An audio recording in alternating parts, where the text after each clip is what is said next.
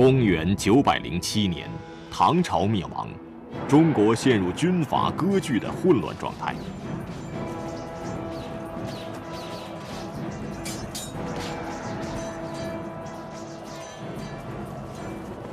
一个叫温韬的军阀手里握着唐代陵墓的图纸，于是包括唐太宗昭陵在内的10多座唐陵尽遭浩劫。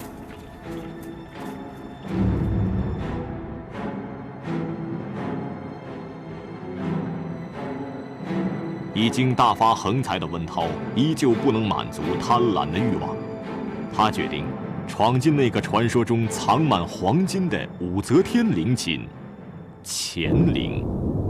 但是，就当温韬和他的部队企图开掘乾陵时，朗朗的晴天突然间狂风骤雨，电闪雷鸣。温韬恐惧不已，慌忙停止挖掘，带兵撤退。乾陵就这样幸运地逃过了这次浩劫。而更让人感到难以置信的是，在往后的1000多年里，很多盗墓贼企图盗挖乾陵，但是都没有成功。究竟是什么在始终庇护着那位女皇帝的地下世界呢？这座皇陵就是乾陵，位于西安市西北75公里的梁山上，连绵起伏的3座山峰，远远望去，宛如一个仰面而卧的妇人。这座陵墓之所以特殊，是因为中国历史上唯一一个女皇帝武则天和她的丈夫唐高宗李治一同埋葬在这里。自古以来都是一地一墓，那么究竟是什么原因让武则天和唐高宗要在死后也要同居一室呢？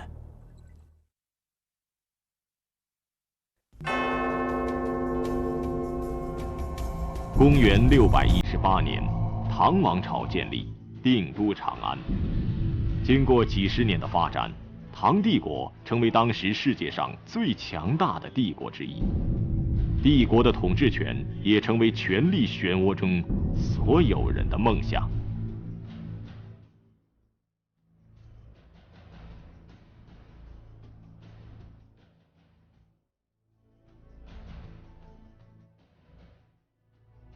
唐高宗李治是唐朝的第3个皇帝，他的性格仁慈而懦弱。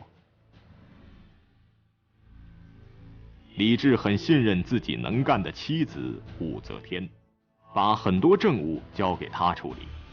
就这样，政权逐渐被皇后武则天掌握。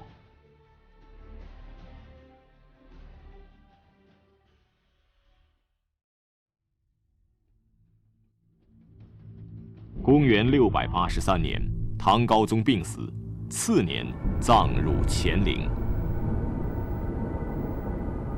乾陵依梁山的自然山势，将山头作为陵冢，在山腰处凿出石洞，修建玄关。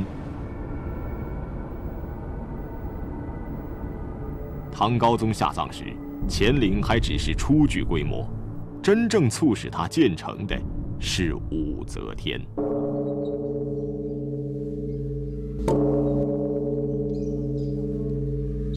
唐高宗死后，武则天在复杂的权力斗争中取得了决定性的胜利。后来，她干脆自己登上皇帝的宝座，成为中国历史上唯一的女皇帝。当武则天忙于宫廷斗争和国家大事时，始终牵挂着乾陵，这里埋藏着她的丈夫，那个曾经给了她一生荣耀的男人。所以，在那个迷信来世的年代，武则天决定要在自己100年之后与唐高宗的灵魂重逢地下。在武则天的主持下，乾陵的修建工程一直继续，工程艰巨而浩大，前后长达28年之久才告竣工，终于造就了一座空前的皇家陵寝。这是一座气势恢宏的陵墓，以司马道为中轴，四周环绕着2重城垣。城垣的西南方建有宫殿，东南方分布有太子、公主及大臣的17座陪葬墓。整个陵区周长40公里，占地面积约20万亩。俯瞰乾陵，你会感到这是一个十分熟悉的布局。这个布局究竟缘何而来呢？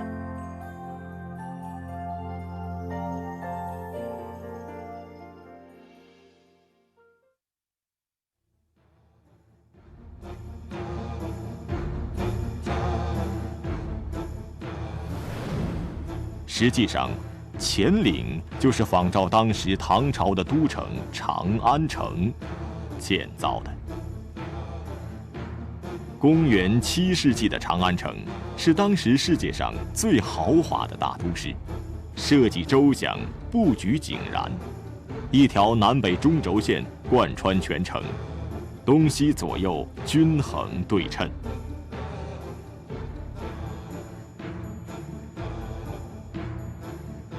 乾陵就是长安城的微缩景观。乾陵的正门位于南面，自南向北建有3座高耸入云的大门，它们象征着帝国都城长安的3座城门。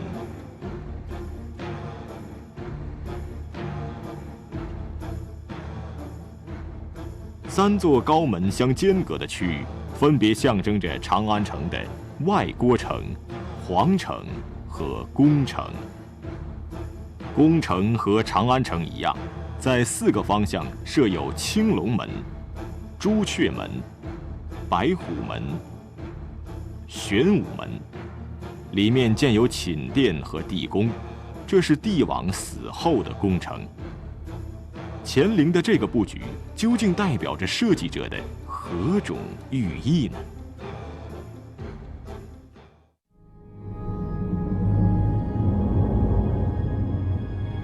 将自己的陵寝修成与长安城一样的布局理念，同样来自武则天。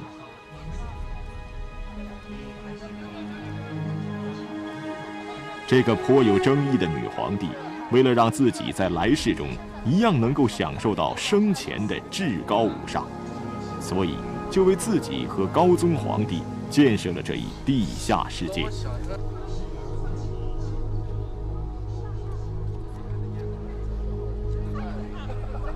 从这个陵寝的理念中，人们不难想象，它里面将会是何等的奢华和高贵。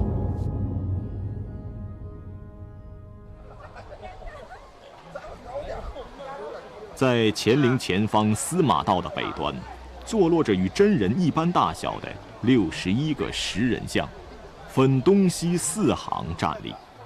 这些石人多数身穿武士袍，和唐代一般官宦的打扮很不一样。而从这尊残留着头部的石像来看，它的原型原本是个大胡子，头发在脑后梳成辫子，这肯定不是唐人的形象。那么这些石人究竟是什么身份呢？那什么呢？就是当时参加他的葬仪的61个国家的，或者加61个国家和地区的代表，或者当时国家元首或者元首派的特使，就是这，他后头有刻着名字了，某国某国某国。他们在乾陵前恭敬地站立，双足并立，两手前拱，表现出对唐朝皇帝的尊敬与仰慕之情。即便如此，在那个以男子为中心的时代，武则天的行为还是备受质疑。武则天自己的内心也充满了矛盾。公元705年，武则天在临终前还位给了自己的儿子唐中宗李显。李显并没有把母亲当作一个篡位者，而是下令重启乾陵玄宫隧道，将她以皇后的身份入葬乾陵。在乾陵耸立着这样一块巨大的石碑，是纪念武则天的功绩的。但是这块石碑上一片空白，没有一个字。这个无字的墓碑又传达着武则天怎样的隐喻呢？据说武则天临终前要求死后为自己立一块无字碑，拒绝对自己的一生做出评论。直到今天，这块无字碑依然默默矗立，铭记着那位杰出的女政治家和那个色彩斑斓的时代。同样沉默的是隐藏在乾陵地宫里的无尽的秘密。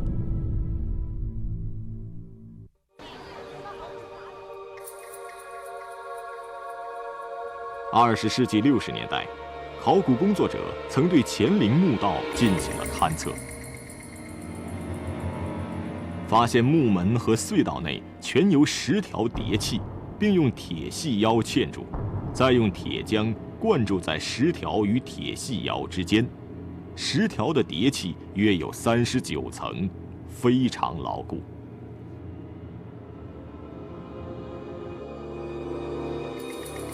墓道口封的是特别的严密，全部是用那种长方形的10条封的。那么有一个呢，大概2吨重量，一层400多，一共有39层10条。你要是想进墓门的话，可以，你先把几千个10条你先拿开，你才能看到门儿。但你有多少道门才能进入陵寝，谁都不知道。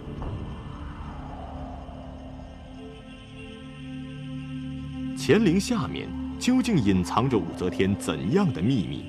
今天的人们无法得知。这个秘密将一直到乾陵被打开，才能昭然天下。但是乾陵附近的陪葬墓，或许会给我们一个有用的参考。这是乾陵的17座陪葬墓之一，永泰公主墓。20世纪60年代，永泰公主墓被发掘。当考古工作者进入永泰公主墓，发现墓室斜上方有一个从地面直通墓室的盗洞。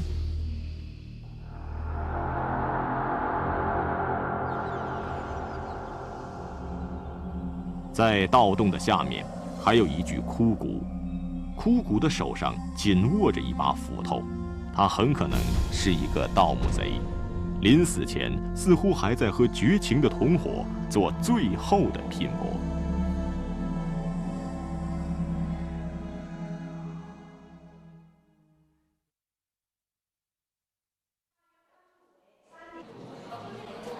这个盖子上面呢有9个篆体大字，分别是大唐故永泰公主之名啊。在底下这块青石上面呢，就详细的记载了有关于永泰公主的生平。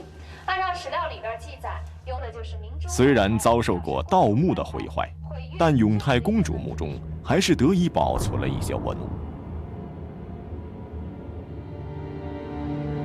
在狭窄的甬道两旁，洞墙内有6个小龛，里面放着彩绘陶俑、骑马俑和3彩马等随葬品，造型逼真，工艺精湛。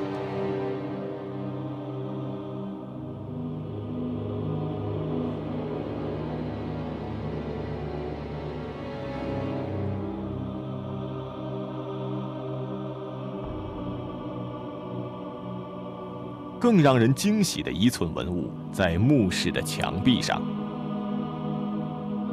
这里会有一幅精美的壁画，堪称绝妙的艺术品。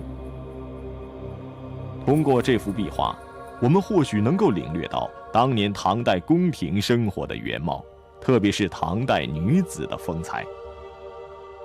图中宫女们个个丰满性感，留着特别的八字眉，梳着各式各样的发髻。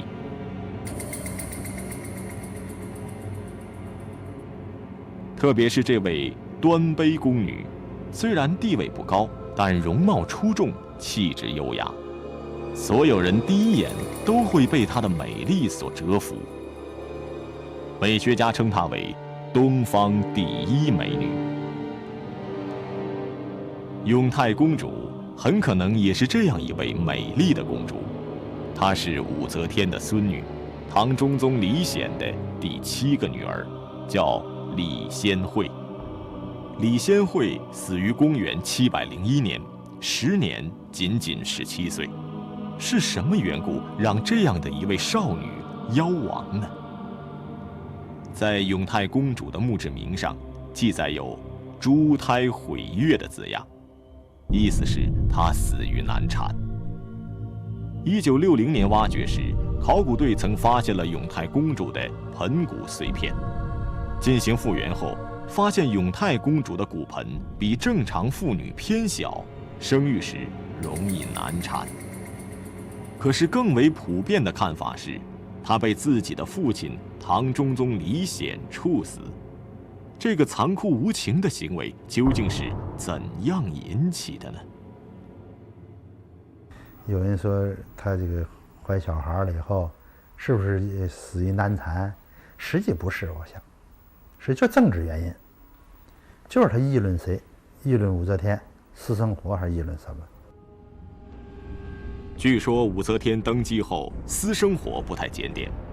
有一次，永泰公主和自己的哥哥李重润以及丈夫在一起，说了些不满的话。武则天闻说后，盛怒之下，逼着李显将参与议论的人全部杀死。4年之后，李显复位登基。4年前爱子爱女惨死的一幕，对李显来说是刻骨铭心的伤痛。于是他追封李重润为懿德太子，追封李仙惠为永泰公主，并隆重地将他们的尸骨放入乾陵埋葬。李显特意提高了懿德太子墓的规格，使他在死后获得了帝王的等级。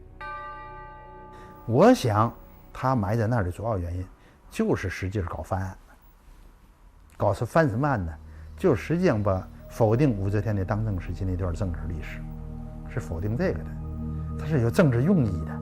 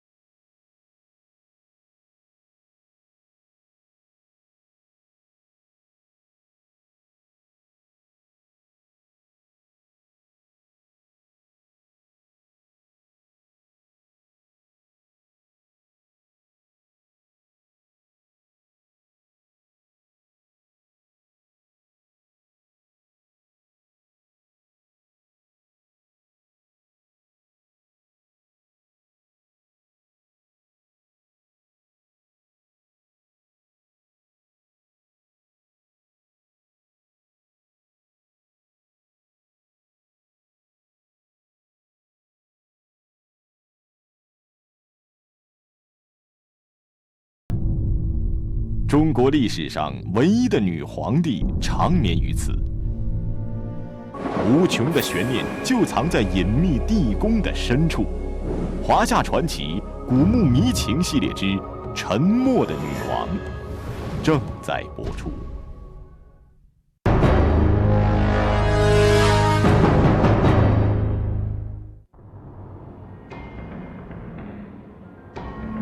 张怀太子墓中还有一些表现男子生活的壁画。在这幅名为《打马囚徒》的壁画中，20多个年轻贵族骑马在山峦间奔跑追逐。壁画上的人物体态矫健，马匹奋蹄疾驰，散发着一种雄健的气息。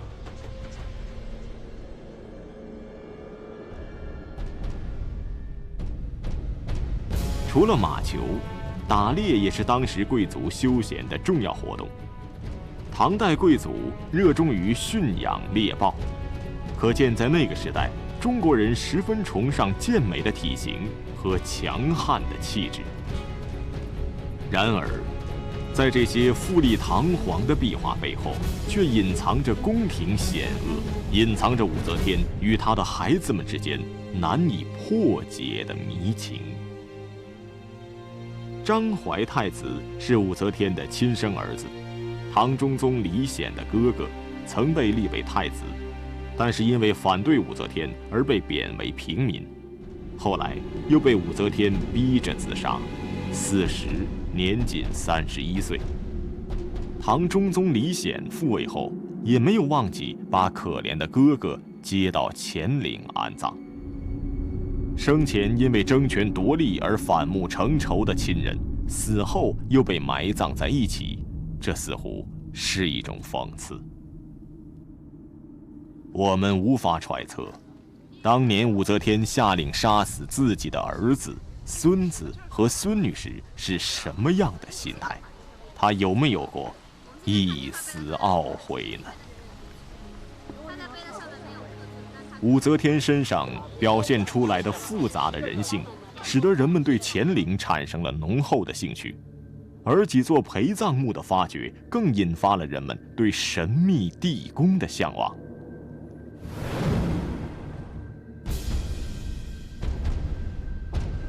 乾陵地面的恢宏气势压倒了与它同时代的所有陵墓，与之相配的地宫无疑也有着非同一般的规模。考古工作者通过局部探测，了解到了更多关于乾陵地宫的情况。它有一个墓道，墓道有天井，这天井的多少是反映级别的高低呀。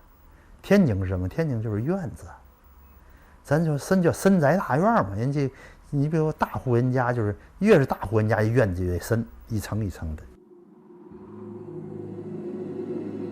墓道里的天井，事实上是在挖掘墓室时用来运土的通道，所以墓室越大，所需要的出口就越多，天井也就越多。那么安放帝王棺椁的墓室究竟是什么样子呢？天圆地方，后室里头有天象图，上头有月亮啊、太阳啊，还有包括其他星星啊，这从汉代都有这个。它上头做成圆的，不正好象征天吗？再画个天象图更像天了。底下方子嘛，天圆地方啊，方子里头再搁上什么？可能主要这种寓意，我想。它顶子圆的是拱形的，尤其掏下去的，这拱形的这个抗压能力比较好。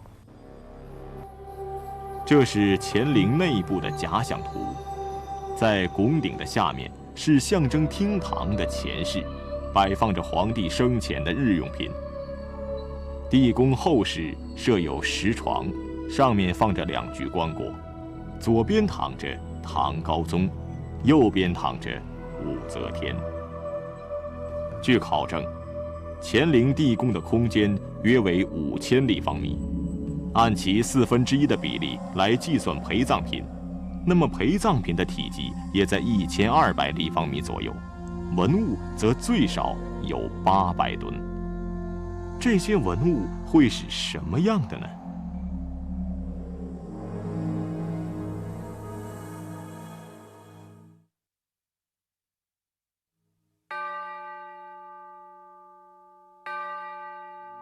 在陕西曾经发掘过一座唐代的皇家寺院法门寺的地宫，出土了大量的唐朝皇室物品，特别是其中的金银器华美典雅，令人眼花缭乱。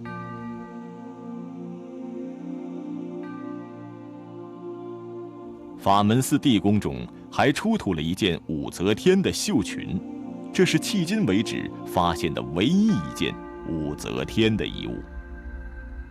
而在神秘的乾陵地宫中，一定保存着更多炫目的皇家器物和武则天的遗物，这让人们对乾陵地宫产生了巨大的探寻热情。